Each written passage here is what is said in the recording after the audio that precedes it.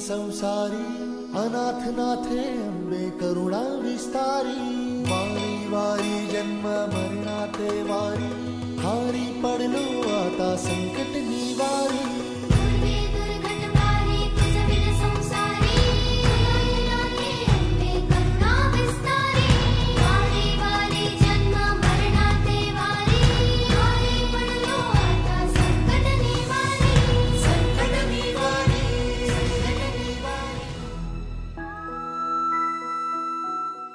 मित्रो पहा, आपण आज ज्या आदिशक्तीच्या मंदिरामध्ये आहोत, जगदंबेच्या मंदिरामध्ये, तिच्या रूपेने अनेक रूपांमध्ये तिचा उल्लेख केला जातो की या देवी सर्वभूतेषु मातृरूपेण संस्थिता नमस्तस्ये नमस्तस्ये नमस्तस्ये नमो नमः। आता ही जी संस्कृत भाषा आहे याच्यामध्ये काय म्हटलं आहे बरं? त्यांनी असं म्हटलेलं आहे, संस्कृत भाषेला देववाणी म्हणतात। देववाणी म्हणजे कोण माहिती का? देव ह्या भाषेमध्ये बोलतात। कोण? देव लोक ह्या भाषेमध्ये बोलतात।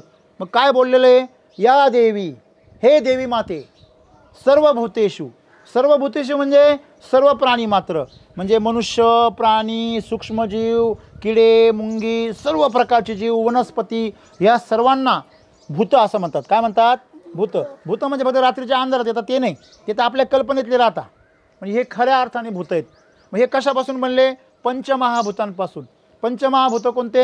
पहिली पृथ्वी म्हणजे माती, दुसरं जल, जल म्हणजे पाणी, तिसरं वायू, वायू म्हणजे हवा, चौथं अग्नी, आहे की नाही? अग्नीला जाळ म्हणतो ना आपण। हां, आणि आकाश, आकाश म्हणजे रिकामी जागा। हे सगळं, ह्या 5 गोष्टींनी मिळून आपलं शरीर आणि आपलं जीवन बनलं, कळलं? मग ह्या सर्व भूतांमध्ये जी स्थित आहे, कोणत्या रूपानं? मातृरूपेनं, म्हणजे मातेच्या रूपामध्ये। माता म्हणजे कोण? आई। जी आईच्या रूपामध्ये स्थित झालेली आहे त्या देवीचं मी स्थापना करतो। काय करतो? संस्थितः, स्थापना करतो। कुठे स्थापना करतो? माझ्या हृदय मंदिरामध्ये। आपण आई कोणाला म्हणतो? जिने आपल्याला काय दिला? फक्त तिलाच आपण आई म्हणतो का? मग यशोदा कोण होती? कृष्णाची कोण होती? यशोदा कोण होती? जिने त्याचं पालन पोषण केलं, म्हणजे लहानाचा मोठा केला, खाऊ घातलं, पिऊ घातलं, त्याचा आजार काढले, आहे की नाही? त्याला सांभाळलं, त्याचे नखरे सांभाळले, खोड्या सांभाळल्या। आणि देवकी कोण होती? जिने काय दिला? जन्म दिला। बघा, लक्षात घ्या, जन्म दिला ती सुद्धा माता, आणि जिने पालन पोषण केलं ती सुद्धा माता। मग आम्हाला एक लक्षात ठेवलं पाहिजे, आई आम्ही ज्याला म्हणतो, जिने आम्हाला आमच्या आयुष्यामध्ये प्रेम दिलं, आमची काळजी घेतली, ती कोण आहे? आमची आई आहे, माता। आम्ही देवीला आई का म्हणतो? देवी आई म्हणतो की नाही आपण? हां, देवी आई आमच्या नवसाला पाव असं म्हणतो की नाही? तुम्ही बी म्हणतो, आई बी म्हणते, तुमची म्हणते का? तुमची आजी पण म्हणते। मग ह्या सर्व जीवांची आई कोण आहे? देवी आहे। मग ही जी शक्ती आहे, ही शक्तीच्या रूपाने आपल्या सगळ्यांमध्ये आहे का नाही आहे? तुमच्या सगळ्यांमध्ये शक्ती आहे का नाही? आता जेवण केलं नव्हतं, तुमची शक्ती कुठे गेली होती? आता शक्ती परत आली की नाही? मग ही शक्ती आम्हाला अन्नाच्या रूपाने मिळते, आणि ते अन्न कुठं पिकलं? या मातीमध्ये। म्हणून आम्ही धरतीला सुद्धा काय म्हणतो? धरती माता, भूमाता म्हणतो की नाही? कारण ती सुद्धा आमचं काय करते? पालन पोषण करते। आज शेतकरी ह्या धरती मातेला काय खाऊ घालतो? काय खाऊ घालतो रे? रासायनिक खतं खाऊ घालतो। खरं आहे की खोटं? मला सांगा, तुम्ही तुमच्या आईला दुकानामधलं एखादं रसायनाचं काही रासायनिक वस्तू आहे, प्लास्टिक बिस्टिक, असं खाऊ घालाल का? हां, का नाही घालणार? ती तुमची आई आहे। म्हणून आज आपल्या सर्वांची आई धरती माता काय होऊ राहिली? मरू राहिली। मरू राहिली म्हणजे काय रे? काय ती मरून पडली का कुठे? नाही, ती जी सुपिकता तिच्यामध्ये होती, जर बी पेरलं तर लगेच उगून यायचं, उन्हाळ्यामध्ये पण, पावसाळ्यात पण। पावसाळ्यामध्ये पाऊस पडला का मातीचा सुगंध यायचा। आता पाऊस पडून येतं, काही हो, तिचा सुगंध येत, मातीमधून वास यायचा बंद झाला। माती शेतामध्ये गेल्यावर ढेकळं असे पायाला टोचता, जखमा होता आम्हाला। खरं का खोटं? मग ती आई तुम्हाला ओरडून सांगते, काय सांगते रे? की तुम्ही माझ्याकडे लक्ष देत नाही, तुम्ही मला कठोर केलं। काय केलं? दगडासारखं बनवलं, कारण तुम्ही माझ्यामध्ये काय ओतता? विष। तुम्ही गांडूळ घ्या हातामध्ये, गांडूळ कोण आहे? शेतकऱ्याचा मित्र आहे। आणि शेतकरी कोणी गांडुळाचा? मित्र. काय खोटं बोलता राव? म्हणजे तुम्हाला खरं माहितीच नाही आहे, शेतात जात नाही तुम्ही. गांडूळ शेतकऱ्याचा मित्र आहे, हे खरं आहे. कशामुळे मित्र आहे तो जमीन भुसभुशीत करतो, अजून जमीन सुपीक करतो, त्याच्या पोटातून माती गेली का सुपीक होते. त्याच गांडूळाला तुम्ही हातामध्ये घ्या, त्याच्यावर युरियाचे 2-4 दाणे टाका, गांडूळ डान्स करतो. काय करतो? नाही, तो तडफडतो. काय होतो? हां, लक्षात. एखाद्याला जर विजेचा झटका बसला, तो असा असा हालतो, तो डान्स करतो का? तो जीव चालला त्याचा, तडफडतो. तो एखादा पाण्यामध्ये पडला, त्याला पोहता येत नाही, मग तो असा असा करतो, मग तो डान्स करतो का? नाही, तो तडफडतो. तसा तो गांडूळ त्या हातावर काय होतो? तडफडतो. आणि तो गांडूळ जेव्हा तडफडतो तो मरायला जातो. कशामुळे? त्या युरियामुळे. आणि तो युरिया आम्ही कुठं टाकतो? कुठं टाकतो? शेतामध्ये. काय रे बाबा, पीक चांगलं येतं. तुम्हाला कोणी सांगितलं पीक चांगलं येतं? ते तेवढ्या काळापुरतं पीक चांगलं आल्यासारखं वाटतं, नंतर त्याच्या पाठीमागून आळ्या येतात. काय येतात? आळ्या. हळूहळू अशी आमची जमीन काय झाली? नापीक झाली. पूर्वी एवढं युरिया टाकला तरी पीक चांगलं यायचं, नंतर टोकरी, नंतर गोणी, आता 4 गोण्या टाकल्या तरी येत नाही. म्हणजे काय? आमची जमीन खराब झाली. आम्ही आमची आई काय केली? नासवली. आहे की नाही? मग मला सांगा, आई होणं एवढं सोपं आहे का? नाही. आई म्हणजे काय नुसतं बाळाला जन्म देणं आहे का? नाही, बाळाचं पालन पोषण सुद्धा केलं पाहिजे. आणि म्हणून आम्ही सर्व लहान आहोत, बरोबर की नाही? पण आम्ही एक गोष्ट लक्षात ठेवली पाहिजे का उद्या भविष्यामध्ये जाऊन ह्या मुली पण आई होणार आहे. आणि आई काय फक्त मुलीच नाही होत, मुलं पण होतं आई. आई म्हणजे काय फक्त जन्म देणं आहे का? पालन पोषण करणं नाही आहे का? मग वडील पालन पोषण करता का नाही? कधी होतो पुरुष आई? जेव्हा तो आईच्या माऊलीच्या मायेने त्या बालकांचा आणि समाजाचा काय करतो? सेवा करतो, पालन पोषण करतो. बरोबर आहे की नाही?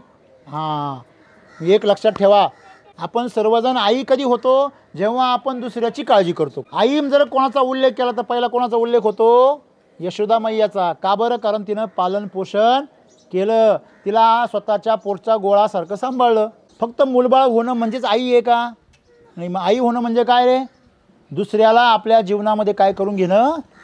सामील करून घेणं. बरोबर, एकदम. तुम्ही लहान आहे ना, तुम्ही सुद्धा आई होऊ शकता. समजा तुमच्याबरोबर लहान लहान मुलं आहे की नाही? आहेत की नाही?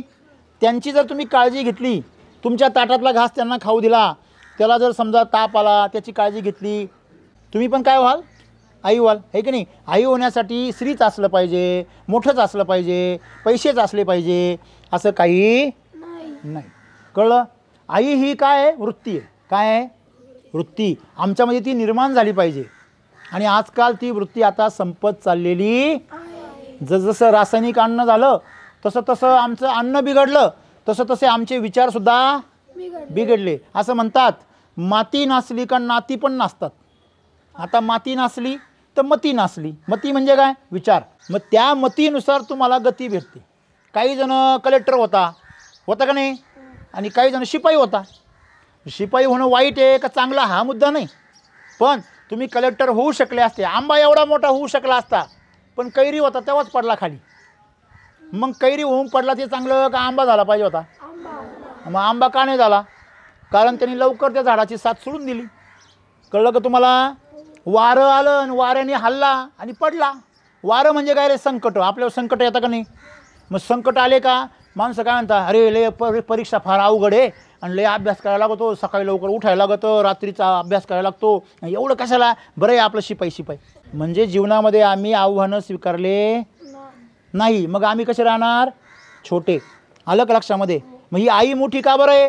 कारण ती सगळ्या संकटांवर मात करते, आपल्या लेकरासाठी. करते का नाही? मला सांगा, तुम्हाला जर काही त्रास झाला तर सगळ्यात जास्त त्रास कोणाला होतो?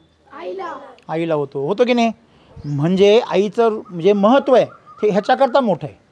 मग आई ही फक्त काही शरीराने आई नाही आहे, ती आपली, तिच्या वागण्याने ती आपली आई आहे. मग जो माणूस तुम्हाला त्याच्या जीवनामध्ये सहभागी करतो, प्रेम देतो, काळजी घेतो, ती आपली आईच आहे. ती कोणी आपली? म्हणून तर आम्ही ज्ञानेश्वरांना ज्ञानेश्वर माऊली म्हणतो, कारण त्यांनी आम्हाला जगण्याचा काय दाखवला? मार्ग दाखवला. ज्ञानेश्वर माऊली काय म्हणता पसायदानामध्ये? जो जे वांछील तो ते लाहो प्राणी जात. म्हणजे प्रत्येक प्राणी त्याच्या मनामध्ये जी कल्पना करतो, जी इच्छा करतो, ते त्याला भेटणार. मग तुम्ही मनामध्ये इच्छा कशी केली पाहिजे? कशी केली पाहिजे रे? जे पाहिजे त्याची केली पाहिजे की जे नाही पाहिजे त्याची केली पाहिजे? जे पाहिजे त्याची. मग आता आम्ही कार्टून जर पाहत राहिलो तर आम्ही बी कार्टूनच होणार. खरं आहे खोटं आहे? सारखे मोबाईलमध्ये रील पाहत राहिलो तर तुमचा पण रील होणार. हां, आणि गडबडत तुमचं आयुष्य लोळत राहणार. तुम्ही कधीही आकाशात भरारी घेणार नाही. एक लक्षात ठेवा, टी व्हीच्या आतमध्ये जे लोक राहते ना ते टी व्ही समोर कधीच बसत नाही. ते जर टी व्ही समोर बसले तर ते टी व्हीमध्ये येतील का पिक्चरमध्ये? हां, तुम्ही टी व्हीच्या आत आले पाहिजे का टी व्हीच्या बाहेरच बसले पाहिजे? काय टी व्हीवर आले पाहिजे का नाही? मग टी व्हीवर यायचं असेल तर टी व्ही पाहायचा बंद करा. टी व्हीवर पाहणारे कधी टी व्हीत येत नाही. मला सांगा, तुमच्या शाळेमध्ये एक नंबर कोणता येतो? जो अभ्यास करतो त्याचा का जो टाईमपास करतो त्याचा? बरोबर आहे की नाही? हे सगळं माहिती आहे तुम्हाला, पण तरी पण कळतं पण वळत नाही. आणि ते वळवण्यासाठी हे संस्कार शिबिर आहे का नाही? आज आपण प्राणायाम योगा केला की नाही? कसं वाटलं तुम्हाला? छान वाटलं की नाही? आणि मग ज्यांनी छान वाटतं ते करा ना. मला सांगा, मोबाईल पाहिला बराच वेळ डोळ्याला काय येतो? ताण येतो, झोप येते, जे खाल्लं ते पचत नाही. खरं आहे का खोटं आहे? सगळं माहिती. मला सांगा, एखाद्या वावरामध्ये आपण जर काहीच नाही पेरलं तर ते रिकामं राहतं का? मग त्यात काय येतं? हां, काय येतं? करेक्ट, तण. त्याला आपण काय म्हणतो? तण आलं. तण म्हणजे तण उगवायला काही करावं लागतं का? पण जर त्याच्यामध्ये जर मका करायचे असेल, बटाटे करायचे, तांबाटे करायचे, वांगे कांदे करायचे असेल तर काय करावं लागतं? पेरावं लागतं, काळजी घ्यावी लागते की नाही? मग मला सांगा, पीक आपोआप येतं का? ते पिकवावं आणि तण मात्र आपोआप येतं. तसं वाईट विचार डोक्यामध्ये आपोआप येतात, चांगले विचार आणावे. बरं, इथं बसले सगळे, मला एक सांगा, नापास व्हायला काय करावं लागतं रे?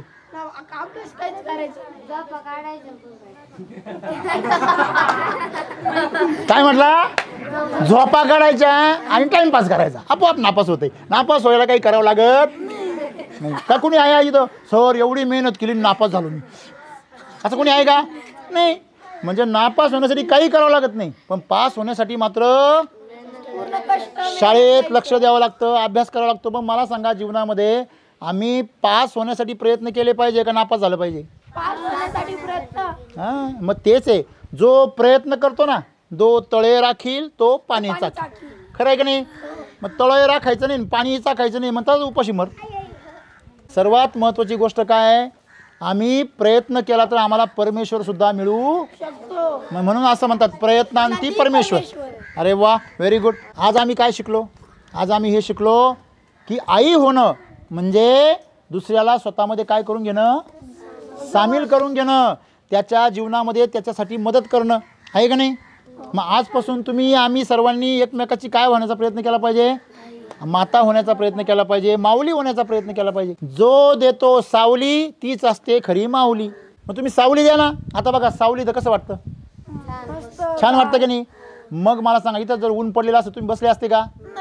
जशी आपल्याला ही सावली आवडते तशी आपण सुद्धा कोणाची तरी काय बनलं पाहिजे? हां, माऊली बनलं पाहिजे. तशी आपण दुसऱ्याला जर सावली दिली तर आपली आपोआप माऊली होते. मग आज आम्ही तो धडा शिकलो की जीवनामध्ये फक्त दुसऱ्याकडून घेणं म्हणजे जीवन नाही. जीवन खरं काय आहे? दुसऱ्याला देणं. तुम्ही बघा, तुमच्याकडं तुम्ही आता इथं बसले की नाही, मग तुम्ही जर तुम्ही इथून जरा घरी गेले तर घरी गेल्यावर काही पोरं काय करतात? मोबाईल घेतात, टाईमपास करत बसता. त्यापेक्षा तुम्ही काय करू शकता? आईला थोडंसं मदत करा, पाणी भरून द्या, तिला तांब्या भरून द्या. वडिलांना त्यांचा शेतामध्ये जायचं असेल तर त्यांची काय फावडा असेल की काय टिकावा असेल ते द्या हातामध्ये.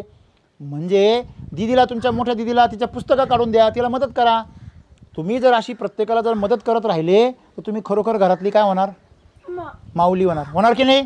तुम्ही एकदा जरी नसले, तासभर जरी घरात नसले तरी सगळे म्हणणार, अरे हा कुठे गेला, ही कुठे गेली, म्हणणार की नाही? साधा तांब्या भरून देणं काय अवघड आहे का? पोरांना जरा घरातून जर आजोबा म्हणले ना, हे बाळा पाणी देतो का?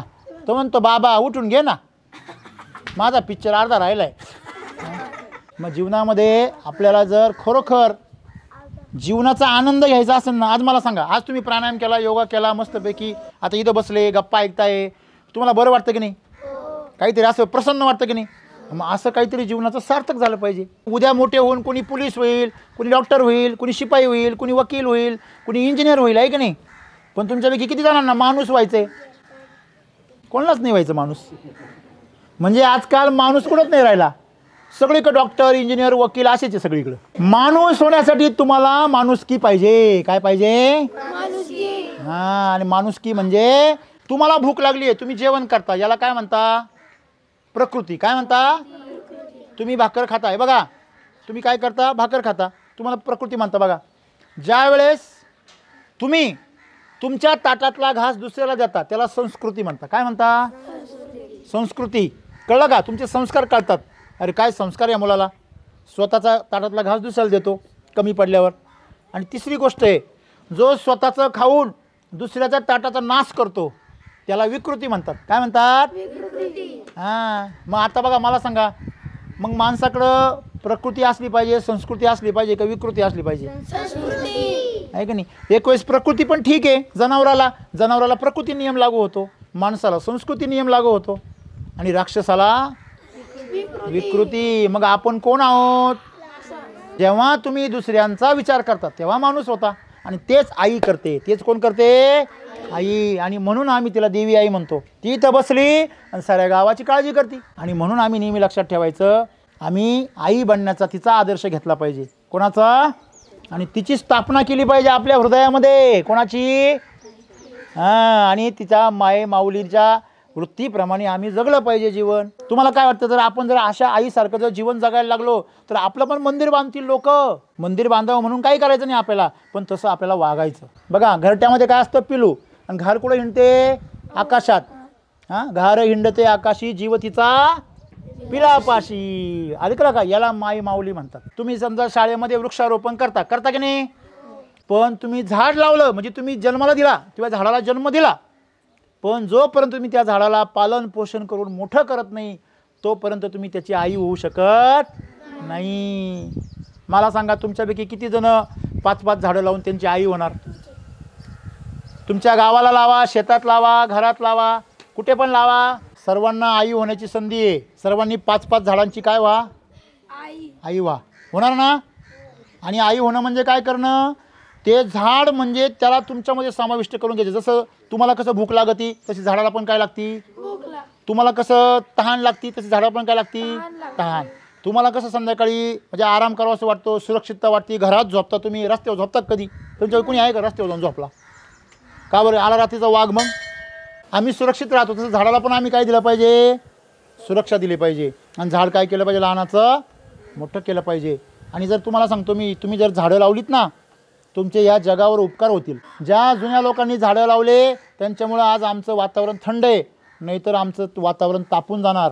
तुम्हाला माहिती आहे जगाचं तापमान काय होऊ राहिलं? वाढू राहिलं. मग आम्ही याच्यामध्ये काय केलं पाहिजे? झाडांची माऊली बनलं पाहिजे. आलं लक्षामध्ये? पुन्हा आपण मंत्र म्हणूया. या देवी सर्वभूतेषु, या देवी सर्वभूतेषु मातृरूपेण संस्थितः नमस्तस्यै नमस्तस्यै नमस्तस्यै नमो नमः.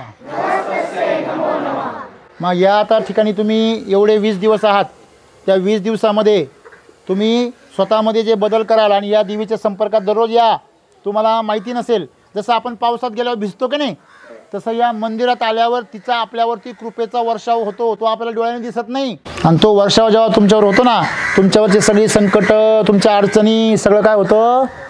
दूर होतं. मंदिरात गेल्यावर डोक्यामध्ये काहीच विचार नको, फक्त समोर देवी दिसते आणि आपण आहे, तिच्यामध्ये स्वतःला विसरून जायचं. अशा प्रकारे सर्वांनी करा. तुमचं जीवन कसं बनवा? सुंदर बनवा. धन्यवाद.